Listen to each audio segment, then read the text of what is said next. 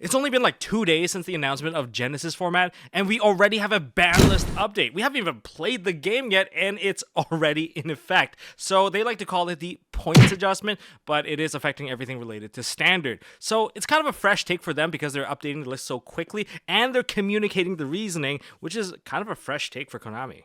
Anyways, hey guys, it's Tom Box, and welcome to the damage report for Genesis format. So, like any kind of ban list content, if there's gonna be a points list update, I will be there with a full damage report, updating you guys on your draw engines, what got affected, hand traps, sideboard. I am including a sideboard since you guys requested a sideboard entry for free budget stuff to the more premium stuff that you have to kind of pay for with points.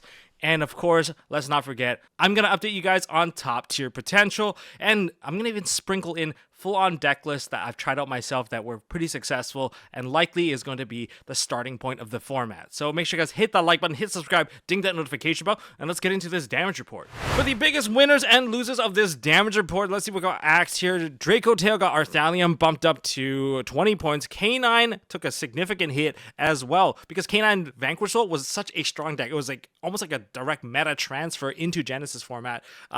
Joko, which was free, is now 13 points.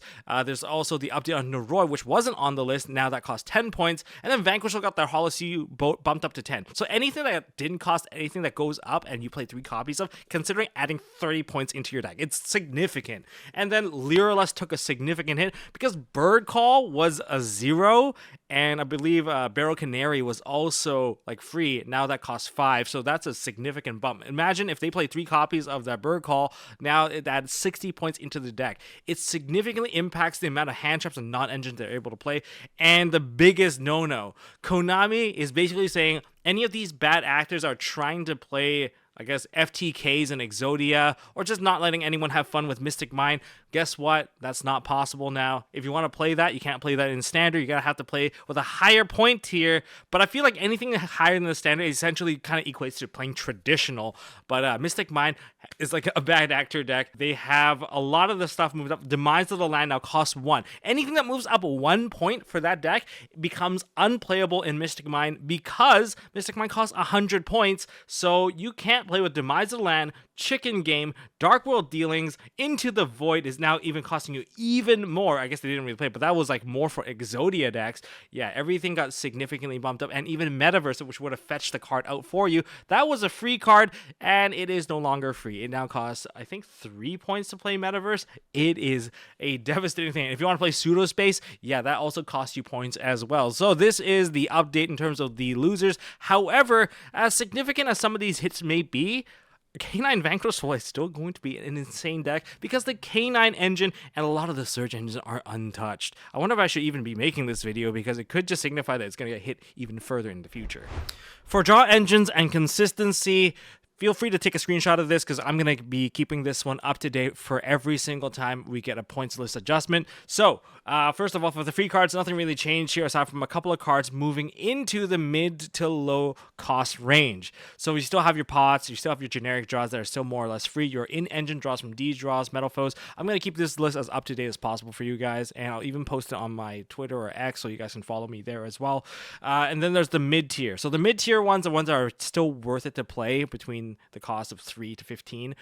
We have the Into the Void, Foolish Barrel Goods, the Dark World Dealings, and Chicken Game. Into the Void was easily just a hit for Exodia.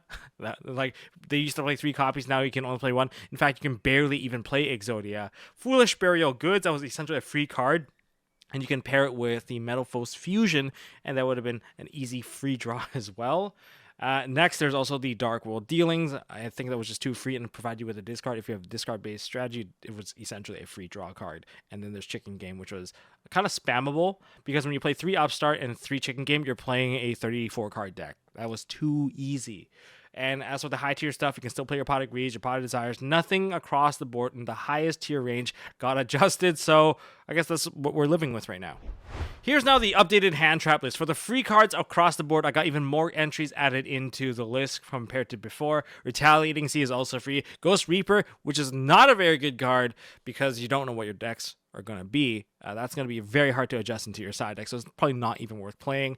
But Retaliating Sea might be, okay? And then if you want a draw engine-like card that's free, Rescue Ace Impulse. If you're playing a fire-based deck, this probably is a very easy add, and you can just put the fire attacker in as well.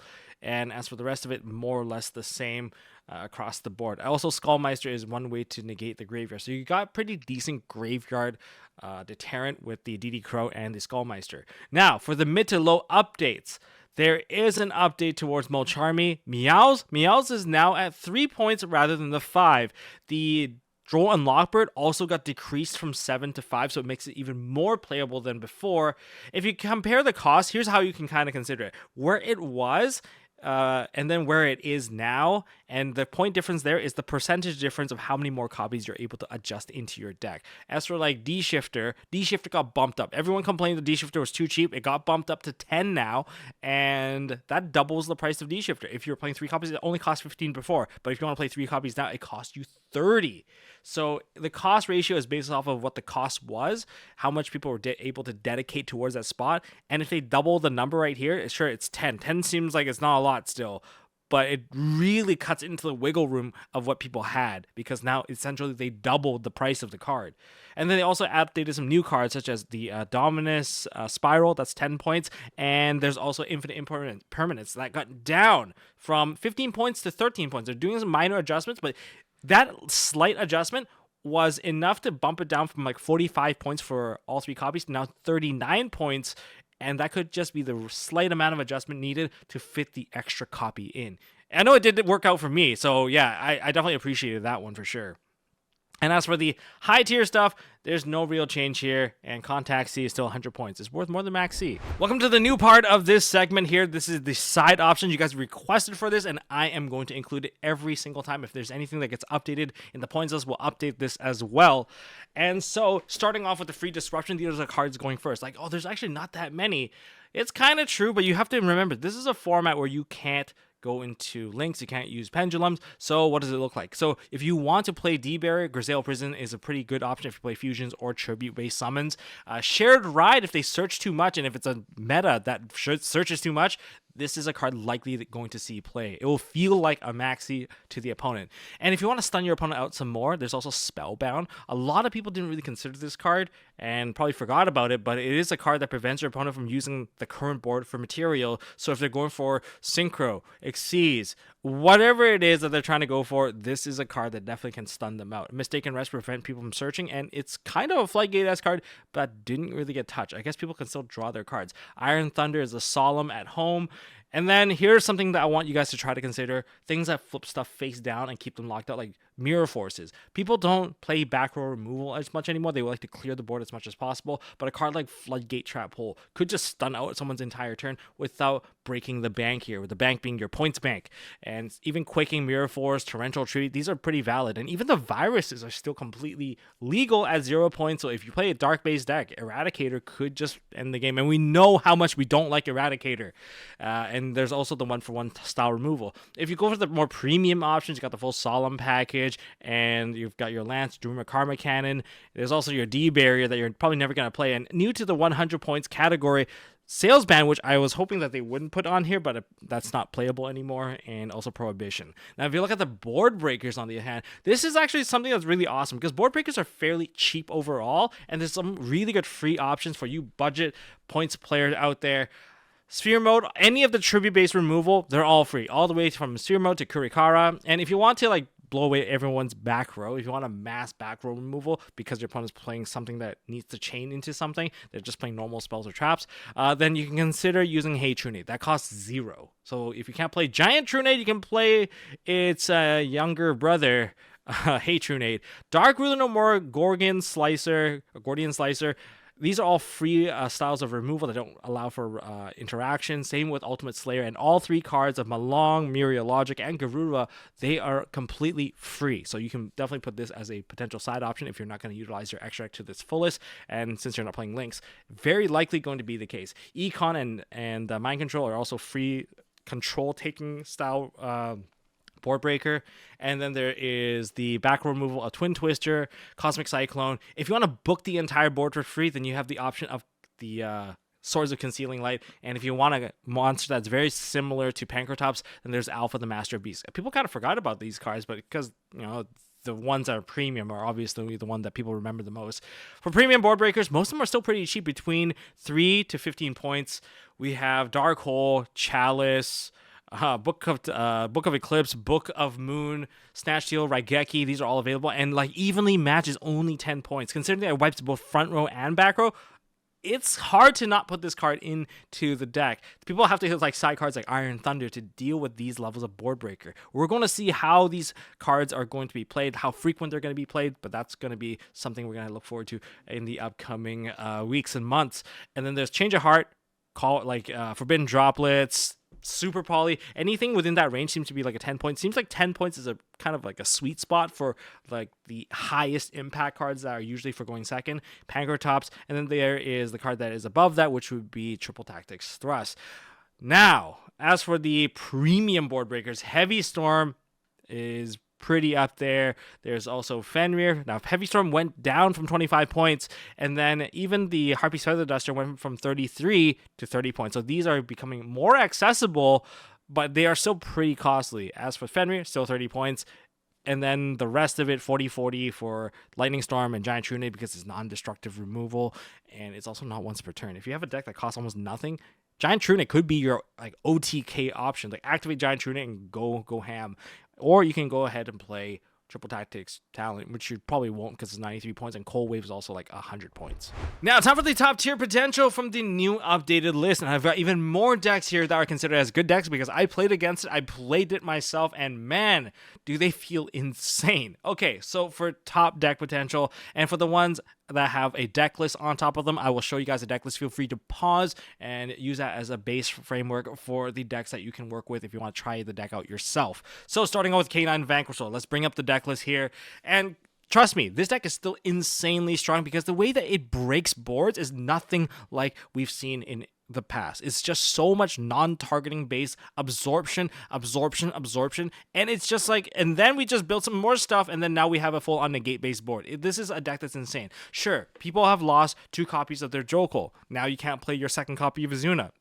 You probably lost out on your Molcharmies as well, but this is still a deck that runs a total of 12 to 13 hand traps. It's not exactly fair because most of the other decks struggle to even have 9, and let alone having 12 to 13. So we play now 1 Jokul, 1 of the new one, Noroi, because that one has a 10 point cost. Otherwise, this card easily would have been a 2 copy. But across the board, we replace the Molcharmy with Fire Attacker. And this is actually okay considering you have 3 copies of Stake Your Soul, so it immediately bridges into Raisin. And if you're missing the attribute, drawing 2 cards, maybe fetching for the last Fire, fetching for the Holly Sue, it changes the game entirely considering you have the double pop combo that's still available here. You still have DD Crows, which aren't even bad cards in the format because so many things want to proc in the graveyard. This is pretty much still going to be the most insane deck, and since only 1 card in the extra deck costs 20 and the rest of it is 78 points dedicated to the main deck, yes, I went for the 3 Holly Sues rather than the 1 Holly Sue 2 Izuna. So this is the way I'm choosing to play it, and I think it's been doing pretty good so far. I just want more hand traps, so this is still insanely strong, and it breaks board like no tomorrow. Absorption based board breaking. You have your K9 quick play rank up spell, the Force Release. That thing is also blow up more cards. You've got cards that blow up cards on top of that, which is like K9 Jax.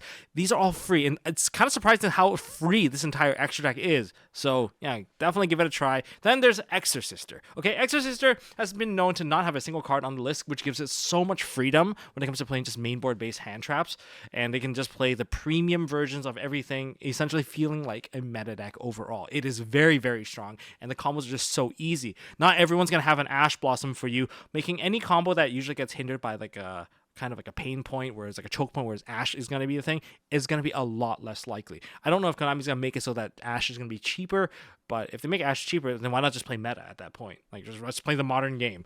Then there's Galaxy Eyes. This one I do have a deck list for, and I've been playing against this a lot. It seems like people are just really onto this deck. This is a particular version that I was playing against that clearly wants to go second. I mean, it can go first. It has the counter trap, but essentially the entire deck is free. None of the Photon cards, aside from the extra deck ones, are going to have any sort of cost. And it also incorporates the Diabell engine because there's so much spells and there's so many traps that they're capable of playing that it's just going to be another free rank 8 using that particular engine. And it can really, really climb. And this is a very interesting version. It plays Pot of Greed and Graceful Charity as its draw engine. I mean, if you want to try it out, or you can switch out Pot of Greed and Graceful Charity for a legitimate 70 points worth of hand traps. It's insane. Or you can allocate those points to your side deck. Whatever it is, it just has that freedom, and it OTKs super, super easily. If you know what you're doing with this deck, I can tell you this thing is a bit of a monster of a deck.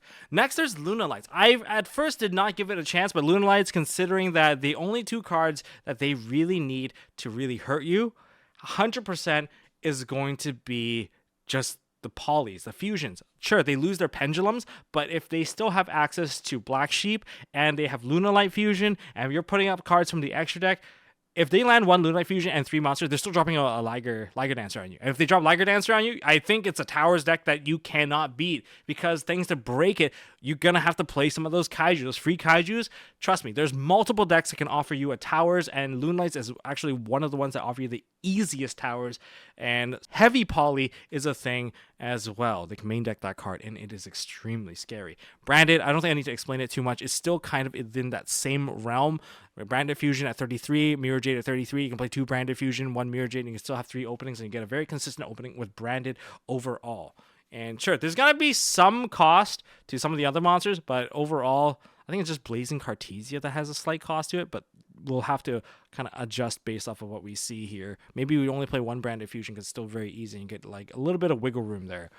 Raidraptor. Originally, I talked crap about Raidraptor, saying that, hey, they really need their Y-Strix. They do not need Y-Strix. They just need a bunch of rank up magic. And let's take a look at a deck list here. The deck list here is something I actually lost 3 times in a row because I could not answer the board. What's scary is that there are quick play rank up magic in here that can really push it over the top. And once they get into the Rise Rebellion Falcon, yeah, the game's over. Yeah, it's another Towers-esque deck. It's so gassy, and not only that, it can play Ashes and Valor, so it feels like it has legitimate hand traps to disrupt you, and they have a negation. If they go first, they have their, is it Dark Bright? I can't remember what was the name of that trap card. The trap card, there's the continuous trap, and there's also the, I guess, non-continuous trap, the one that just negates the thing following up to it. That card is insane. So this is a deck that's tested, tried and true. Drytron, I think they're still very powerful. They don't need to play of the Herald engine or any of the Ben 10 engine, the Cyber Angel engine. You just have to play pure Drytron. They have all of their search cards essentially for free. It's just Alpha and Mu Beta that have a cost of 33 each, but they build some nasty boards. If you want to beat them, they have a Spell Trap Negate. They have at least 2 Monster Negate.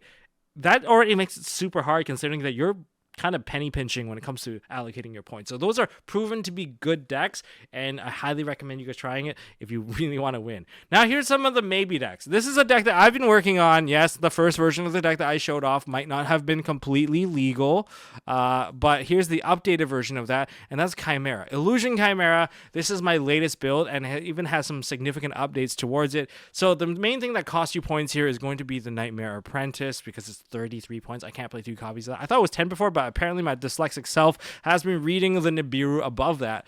But that being said, you can't play Kotal. Kotal's 33, which makes no sense to me. That card really should be lowered to maybe 10 points, and I'd actually consider playing it. I'll drop one of my Melcharmies if I have to. If I could just reduce this whole deck by 1 point, I can fit in a 3rd Mulcharmer or a 3rd Valor, but for now, I can't do it. So this deck is still very powerful. It feels very modern, running 7 total hand traps and a pretty decent amount of fusion. I had to get rid of the, the Edgem Chain, because the Edgem Chain costs too much to play. I can't put multiple copies of that Frightfur engine, because if I put like 66 points to that, I can't allocate anything to hand traps, nor can I get the Guardian Chimera inside of the deck either, which makes my whole deck a whole lot weaker. Is it even more consistent? Not really. I'd rather play a card like Cap Shell, which lets me draw a card. If I go fusion for just one of the Chimeras, like Chimera, King of the Phantom Beast, I go with the Gazelle and the Capshaw, I'll feel great because I get the draw and I get a search and I get to rip one card out of your hand. I honestly think that Chimera should be a little bit more than that, but hey, I'm not going to complain. And the newest addition to this entire deck list is the Silvera, because we are able to put multiple Diabell monsters onto the field, and if we get that pop, we can summon the Silvera to book the entire field on the other side. So it feels very, very good. That disruption is like worth so much more than it is given credit for. And I haven't really figured out the side deck yet, but I am a fusion based deck, so Grisaille Prison is going to be one of the easy ones to put in to deal with any of the Synchronic Seas deck. Dark Ruler no more to take care of some of these other problems. I think it's a pretty generic one. I might just put a bunch of kaijus in there just to kind of feel it out. Maybe Radiant, because I want something that's also a fiend. So that's probably my angle for this. But this deck, really, really fun. Next, I want to give a shout outs to Gafu. I kept forgotten his name already, but it was an internet name. But yeah, I was playing against this Archmage Doom Z deck, and it can build some pretty nasty boards. Most of the cards actually don't cost anything. Like, if you look at it, none of the Archmage cards cost anything, and none of the Doom Z cards.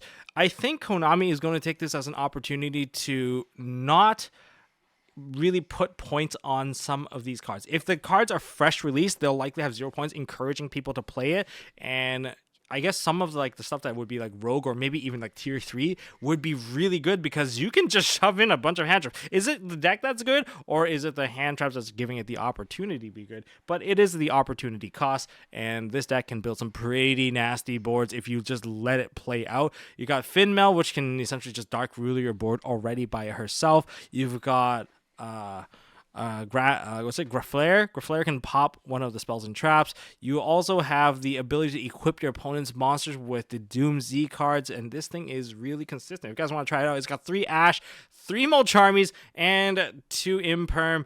It's a pretty significant dedication strictly to that. If I have 7 more, I can put in Failures if I wanted to, or I can cut out some of these points and shove in Super Poly instead. That's an option I have for. I just have to cut some of the hand traps here to give it space. If I just take out the 2 Imperms, I can put 3 Super Polys into the deck. So there is like wiggle room. So deck building is a thing here. As for the rest of these decks here, we have Lightsworn, which has proven itself to be one of the strongest decks. It can build a pretty nasty deck, but Canine Vanquisher can just chew through that entire board because there's just too many interactions. Time Thief is already a very strong deck as well. Millennium Exodia, there's a couple of cards that are kind of hurting there, because like, sure, your Millennium on costs 3, but you also have to keep in mind that your heaviest cost card is going to be Sengajin. Aside from that, you can just dedicate your whole deck, and it's an OTK deck. Most of the Exodia cards don't cost anything. Exodia pieces don't cost anything, so that's okay. Lyrillus got moved down a tier. Yes, everything was very free before. Now it's not so free, but I still think it's scary, because getting hit by Lyrillus essentially is an OTK deck that direct attacks. And it's the Bird Call. The Bird Call was quite significant. If you allocated like 60 points, now you actually have to allocate, now it's 75 points that have been allocated towards just the engine if you want to play 3 Bird Call, which means you can't play all of the hand traps that gave it such a significant edge compared to before. That's going to be the biggest hit there. And then there's going to be Dragon Ruler, still very strong. I haven't fully tested this one out yet, but I think there's room for it. My biggest issue with it is that all the Dragon Rulers cost 7. Luckily, you don't have to max out on it, but it really impedes on your ability to play like other things. But consider this. You can play the older versions of stuff like Super Rejuvenation, considering drawing cards is actually not that bad. The game should be a little bit slower. Should be. Don't quote me on this, because you're playing against like Canine Vanquisher, you're getting OTK no matter what. Play against Lunalights, you're gonna get OTK no matter what. So you still have a pretty decent chance. Then there's Madolche.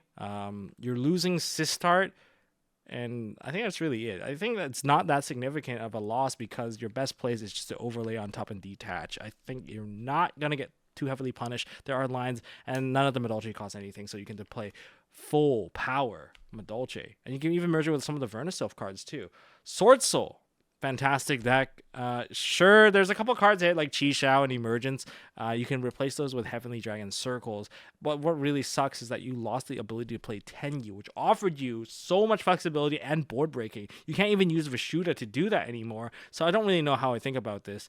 And like, you could kind of play Sky Striker to give you a token, I think, and then you can abuse that token maybe to get your plays of all of your 10 years. But it's really, honestly, I don't think it's worth it because it's really cloggy and clunky after all.